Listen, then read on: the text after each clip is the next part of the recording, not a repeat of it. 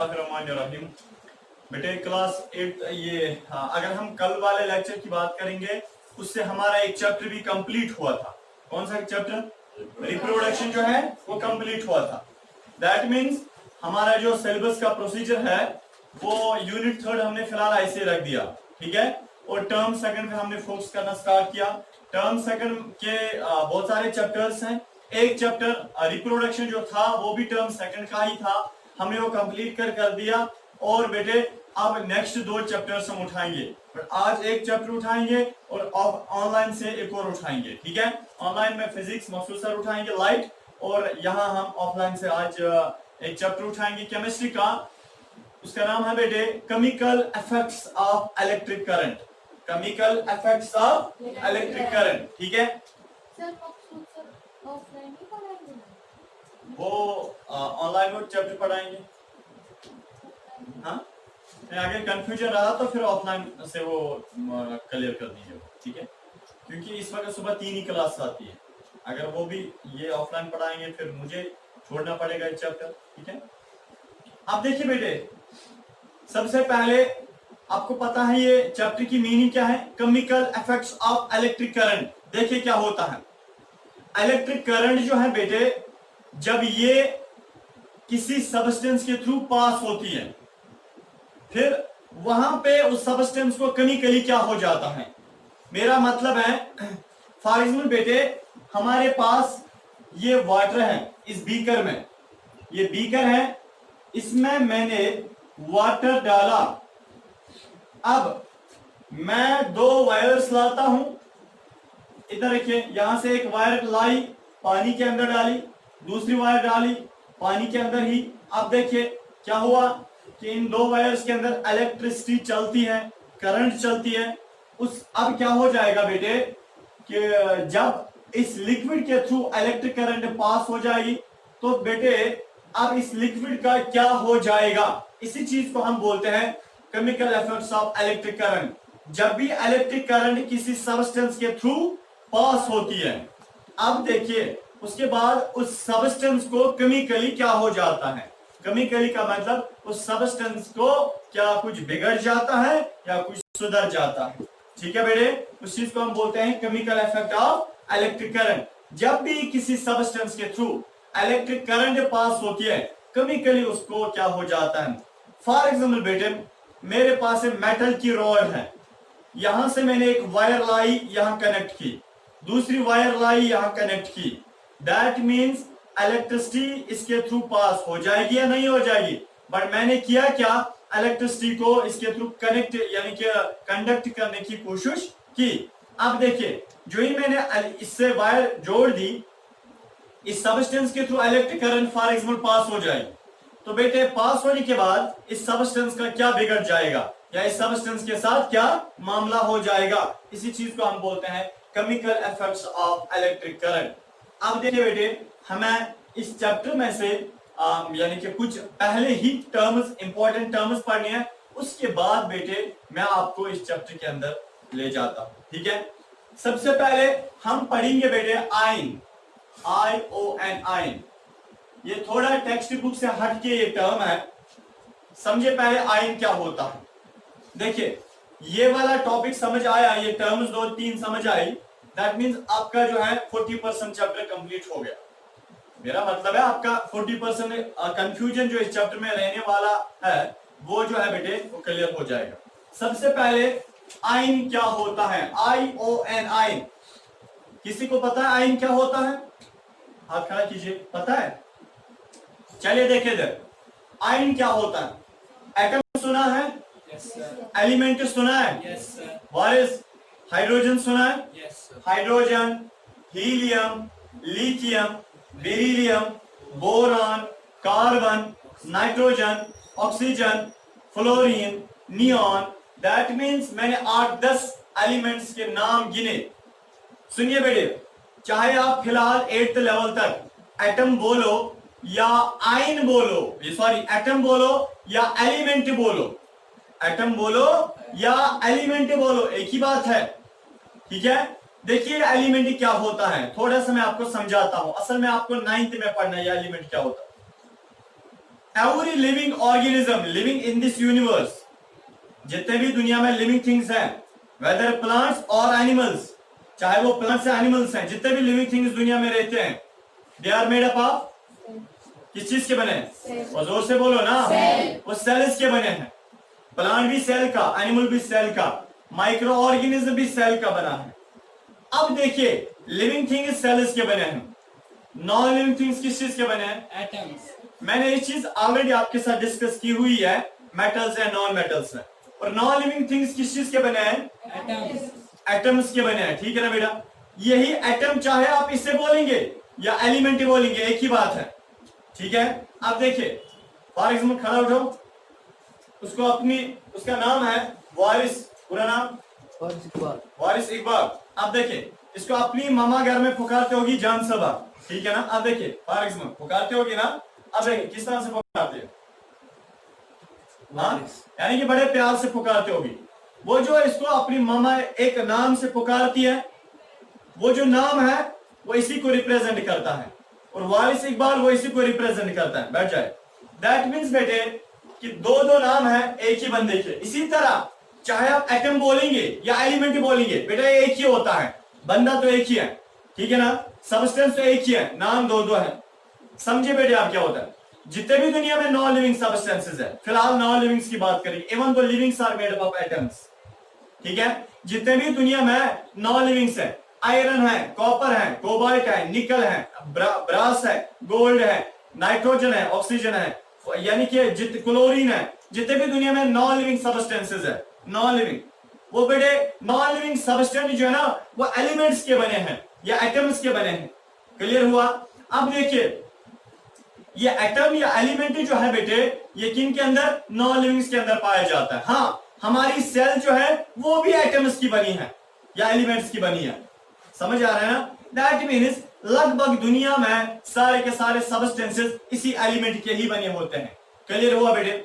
But याद रखिए, देखिए, जब सेल में प्रॉब्लम आ जाती है, सेल में प्रॉब्लम आ जाती है बेटे, उस वक्त उसको हम किरोसिस बोलते हैं, नेक्रोसिस बोलते हैं, ठीक है बेटे। चले बहरहाल वो अलग सा मसला है जब सेल में प्रॉब्लम आ जाती है। तो दैट इसी तरह बेटे जो एटम होता है ना, एटम, कोई भी एटम दुनिया में, हाइड्रोजन एक एटम है, हीलियम एक एटम है, लिथियम एक एटम है, गोल्ड एक एटम है, कॉपर एक एटम है, या अनोक्टियम एक एटम है, फ्लोरीन एक एटम है। मैंने तो बहुत सारे एटम्स गिने बेटे। जो एटम है ना, एटम, इधर देखिए, इसका चार्ज नहीं होता है, एटम का चार्ज नहीं होता है, नेट चार्ज 0 होता है। नेट चार्ज क्या होता है? नेट चार्ज एक एटम का 0 होता है, उसका चार्ज नहीं होता है। अगर एटम्स का चार्ज होता, हम इस बोर्ड को हाथ नहीं लगा सकते थे, ये करंट देता। अगर एटम को चार्ज होता बेटे, तब हम यानी कि जमीन के ऊपर भी नहीं चल सकते थे, क्योंकि बेटे वहां से करंट आती। समझ आया बेटे? तो मेरा मतलब ऐसा है कि मैं आपसे बताना चाहता हूं, जितने भी दुनिया में एटम्स या एलिमेंट्स है, उनका चार्ज नेचुरल कोई नहीं होता है, यानी कि उनका नेचुरल चार्ज कोई नहीं होता, ठीक है बेटे। जब तक ना हम उसको चार्जड बनाएंगे। समझे आप मसला क्या है? मसला यह है सर, आयन क्या होता है बेटे? आयन जो है ये एटम का एक फॉर्म है, ये एटम का एक फॉर्म है। देखिए, ये नेक्रोसिस क्या है? नेक्रोसिस क्या है? अरे नेक्रोस तो सेल ही होती है, बट एबनॉर्मल कंडीशन। समझ आ रहा है ना? इस तरह एटम क्या होता है सर? एटम तो जनरली जिस सबस्टेंस जिसकी चीज का बना है उसे हम एटम बोलेंगे सर। फिर आयन क्या होता है बेटे? आयन जो है ये एटम का एक फॉर्म है, बट आप समझिए फिलहाल एबनॉर्मल फॉर्म। समझ आया? देखिए क्या होता है, जब भी किसी एटम के ऊपर, एटम का कोई चार्ज होता है, बात करिए ना, जोर से बोलो। जब एटम का चार्ज नहीं होता है, समझे बेटे, एटम का नेचुरल चार्ज कुछ नहीं होता, नेट चार्ज 0। बट कभी कभार कंडीशन ऐसी आती है कि एटम के ऊपर पॉजिटिव चार्ज होता है या एटम के ऊपर नेगेटिव चार्ज होता है, तब जाके ऐसे एटम जिसके ऊपर पॉजिटिव चार्ज होगा या नेगेटिव चार्ज होगा, ऐसे एटम को हम बोलते हैं आयन। क्या बोलते हैं? तो आयन जो है ये एटम ही होता है, बट जिस एटम के ऊपर पॉजिटिव चार्ज या जिस एटम के ऊपर नेगेटिव चार्ज, ऐसे एटम को हम बोलते हैं आयन। क्या बोलते हैं? आइन। क्या बोलते हैं? वस्ते हलक आइन, यानी हलक का दरमियानी हिस्सा निकालो। आइन क्या बोलते हैं? आइन। अब देखिए बेटे, फॉर एग्जाम्पल मेरे पास है हाइड्रोजन, नेचुरल हाइड्रोजन H होता है, बस हाइड्रोजन, इसका सिंबल है H। इसका कोई चार्ज है? ओ कोई चार्ज है? नहीं है बेटे, नेचुरल हाइड्रोजन ऐसे ही विदाउट एनी चार्ज, ठीक है ना। अब देखिए, बट हाइड्रोजन को कभी क्या होता है, इसके ऊपर कोई चार्ज होता है, जैसे H पॉजिटिव। बेटे क्या एटम है? आयन है, यह आयन है, क्योंकि जब भी किसी एटम के ऊपर पॉजिटिव चार्ज होता है या किसी एटम के ऊपर नेगेटिव चार्ज होता है, दैट्स नोन एज आयन। तो मैं बोल सकता हूं, यानी कि पॉजिटिवली चार्जड और negatively charged atoms are known as ions. Ion का क्या मतलब? जिस एटम के ऊपर पॉजिटिव चार्ज या जिस एटम के ऊपर नेगेटिव चार्ज, उसको हम क्या बोलते हैं? मैं समझाऊंगा आयन कैसे बनता है, पहले एग्जांपल से हम देखते हैं इसको। देखिए for example chlorine, Cl chlorine, chlorine इसके ऊपर कोई चार्ज है? नहीं है, इस वक्त एटॉमिक फॉर्म। बट आप देखिए बेटे, कभी एटम के ऊपर, इस क्लोरीन के ऊपर नेगेटिव चार्ज आता है, Cl नेगेटिव, क्या है बेटे? आयन है, ये आयन है। अब देखिए बेटे, फॉर एग्जांपल मेरे पास आयरन है Fe, इसके ऊपर कोई चार्ज है? नहीं है बेटे। कभी कंडीशन आयरन की ऐसी होती है Fe2 पॉजिटिव, यानी कि कितने प्लस चार्ज है? 2। दैट मींस बेटे किस फॉर्म है?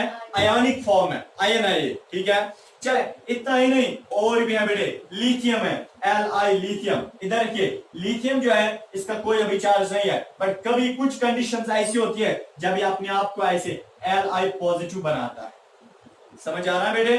Li positive. या बेटे हमारे पास ऑक्सीजन है, चले ऑक्सीजन, ऑक्सीजन का सिंबल है O, हम रिप्रेजेंट करते हैं इसको O2 से। बहरहाल ऑक्सीजन का सिंबल है O, इधर रखिए, कोई चार्ज है? नहीं है बेटे। कभी ऑक्सीजन ऐसे होता है O2 माइनस, कितने नेगेटिव चार्ज है? 2। दैट मींस इस वक्त किस फॉर्म में है? Ionic form. किस फॉर्म है? तो हम बोल सकते हैं आयन होता है जब किसी एटम के ऊपर पॉजिटिव चार्ज होता है या किसी एटम के ऊपर नेगेटिव चार्ज होता है, उनको हम आयन्स बोलते हैं। सर मसला यह है कि जिस एटम के ऊपर पॉजिटिव चार्ज, उसको भी हम क्या आयन बोलेंगे? जिस एटम के ऊपर नेगेटिव चार्ज, क्या हम उसको भी आयन बोलेंगे? मैं बोलूंगा बिल्कुल, हम बोलेंगे जिस एटम के ऊपर पॉजिटिव चार्ज उसको भी आयन, जिस एटम के ऊपर नेगेटिव चार्ज उसको भी आयन बोलेंगे। बट जिस एटम के ऊपर पॉजिटिव चार्ज है उसको हम कैटाइन बोलेंगे, जिस एटम के ऊपर नेगेटिव चार्ज उसको हम एनाइन बोलेंगे। क्या बोलेंगे? एनाइन। तो बेटे आयन्स के दो किस्म है, हाँ, पॉजिटिव चार्जड आयन्स और negative charged ions. Positive charged ions को हम कैटाइन बोलेंगे, CATION cation, and negative charge ions को हम एनाइन बोलेंगे, ANION एनाइन। याद रखना बेटे, याद रखना। आप टेक्स्ट बुक में शायद ये देखोगे कि टेक्स्ट बुक ने ऐसा हाईलाइट किया होगा, पहले समझे ना, ओ पहले समझे। 2013 का एंट्रेंस का ये पूछा गया था, इसमें से क्वेश्चन देखिए। कुछ बुक्स आप ऐसी देखोगे, उनमें ये लिखा होगा कि कैटाइन का मतलब होता है नेगेटिव चार्ज, एनाइन का मतलब होता है पॉजिटिव चार्ज। बेटे वो कुछ कंडीशंस होती है बैटरीज में, अभी जब हम वहां पूछेंगे इंशाल्लाह तब मैं बताऊंगा। बट नॉर्मली आप ऐसे बता सकते हैं कि आयन होता है पॉजिटिव चार्ज एटम या negative charge atom. But ion क्यों, अगर पॉजिटिव चार्ज एटम होगा उसको हम कैटाइन बोलेंगे, अगर नेगेटिव चार्ज एटम होगा उसको एनाइन बोलेंगे। क्या बोलेंगे? एनाइन बोलेंगे। जरा कैटाइन के एग्जांपल बताए, वहां देखिए, H positive, Fe2 positive, Li positive. Anion के example Cl negative, O2 negative. और कोई एग्जांपल है? और कोई एग्जांपल है?